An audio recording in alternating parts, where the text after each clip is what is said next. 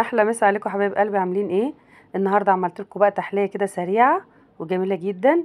هي صوابع زينب، احلى من بلح الشام والزلابيه، وكانت جميله جدا. بصوا عامله ازاي، كانت دايبه دوب وتحفه بصراحه، وسهله قوي، ما خدتش وقت خالص. بصوا ما شاء الله تبارك الرحمن. تعالوا نشوف الطريقه سوا. جبنا طبعا البوله بتاعتنا فاضيه، وجبنا كوبايه من الدقيق السميد اللي هو دقيق البسبوسه، وكوبايه من الدقيق الابيض بتاعنا عادي اللي هو بتاع الكيكه. طبعا نخلينه كويس جدا، بس عشان ما اطولش عليكم الفيديو، انا نخله دي البسبوسه ونخله برضو دي الابيض، وحطينا واحده فانيليا كده بس عشان نعزز طعمه. بس كده، وهننزل عليها برشه ملح خفيفه جدا، حاجه بسيطه كده من الملح. وهنضيف معانا معلقه كده ممسوحه من البيكنج باودر، مش اكتر يعني، معلقه ممسوحه كده عشان احنا عاملين طبعا كميه يعتبر قليله.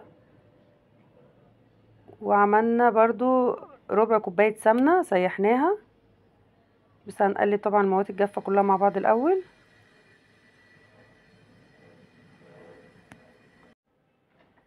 اهو ننزل بقى عليها بالسمنه على طول، ربع كوبايه سمنه بالظبط. اهو كده تمام. طبعا هنقلب بقى كويس جدا لحد ما يعمل عجينه معانا. طبعا خلاص هنشيل بقى المعلقه بتاعتنا، نبدا نستخدم ايدينا. اهو كده تمام. هنلم بقى ايه، هنحاول نعملها عجينه، نحاول نلمها كده لحد ما تبقى، طبعا نقلبها كويس لحد ما تبقى عامله زي الرمل كده معانا. هنبدا بقى نجيب كوبايه ميه في ايدنا وننزل عليها واحده واحده، طبعا حسب الدقيق اللي انتي مستخدماه. او ننزل واحده واحده كده الميه لحد ما حسب بقى العجينه تلم معاكي. طبعا انا استخدمت نص كوبايه ميه بس انتي بقى حسب العجينه وتلم. ما شاء الله تبارك الرحمن.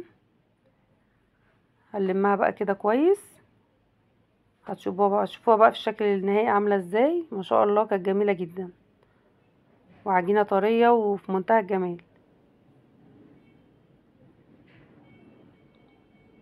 ما شاء الله تبارك الرحمن. او تحليه كده، احنا قاعدين بالليل عايزين ناكل حاجه حلوه، قلنا نجربها. انا بصراحه اول مره اعملها. لو عجبكم بقى الفيديو ما تنسونيش بقى في اللايك وكومنت حلو كده. بصوا عامله ازاي، جميله جدا. طبعا هناخد كده ايه، صباع كده، ونعملها بقى ايه في اي حاجه عندك عايزه تعمليها عليها، يعني رسمه وكده، بس انا اخترت اللي هي بتاعه البطاطس. بصوا عامله ازاي، ما شاء الله كانت سهله قوي. يا دوبك هنفردها كده وهنلمها. عملت معانا بقى الاشكال دي. طبعا الكاميرا ما جابتش كنت مصوره دول بس الكاميرا ما جابتهاش. بس بصوا قلت عملت واحده تاني معاكم اهو. بصوا شكلها عامل ازاي. طبعا كنا محضرين الطاسه بتاعتنا اهو. بصوا خلصت الكميه، عملت معايا رصتين بالظبط.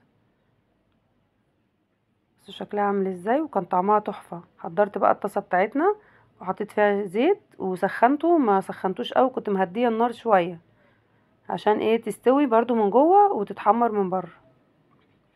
بصوا النار الزيت مش سخنه قوي. بصوا نزلت عليها بقى كده، يا دوبك خدت معانا رصتين بالظبط. طبعا كنت محضره الشربات بتاعي، الشربات بتاع رمضان كلنا طبعا عارفين بيتعمل ازاي. كنت حاطه كوبايه سكر على كوبايه ميه على عصره ليمونه على رشه فانيليا، وطبعا سبتهم على النار شويه لحد ما عقدوا طبعا شربات. ولازم الشربات يبقى بارد، يعني تطلعيها يبقى بارد معاكي. طبعا نفشت شويه معانا اهي، زادت شويه عشان طبعا البيكنج باودر اللي احنا حطيناه يا دوبك اخدت لون بس كده. بصوا ما شاء الله تبارك الرحمن، كانت جميله جدا بصراحه. كانت عايزه تتاكل كده، بس طبعا اتحطت في الشربات. نطلعها على طول نحطها في الشربات، يكون ساقع مش سخن او دافي، يعني حسب ما انتي ايه عاملاه، بس اهم حاجه ما يكونش سخن. اهو بصي طلعناها اهو.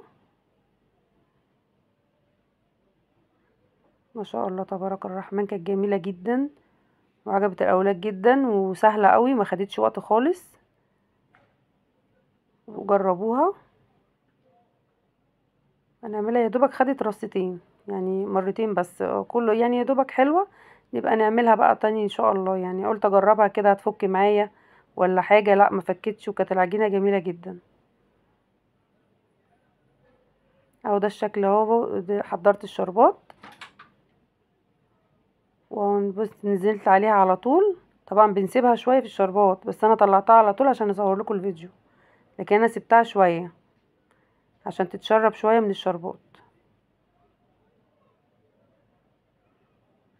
بس ما شاء الله تبارك الرحمن.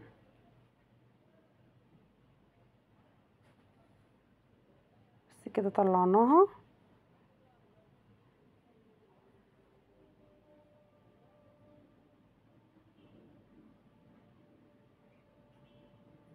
اهو ده الشكل النهائي بقى بتاعها. بصوا عامله ازاي، ما شاء الله تبارك الرحمن، كانت تحفه. وكانت دايبه كده دايبه، يعني طلعت واحده كده كانت جميله جدا. بصوا عامله ازاي، ومرمله من جوه وجميله جدا. وفي الف هنا وشفا عليكم حبايب قلبي.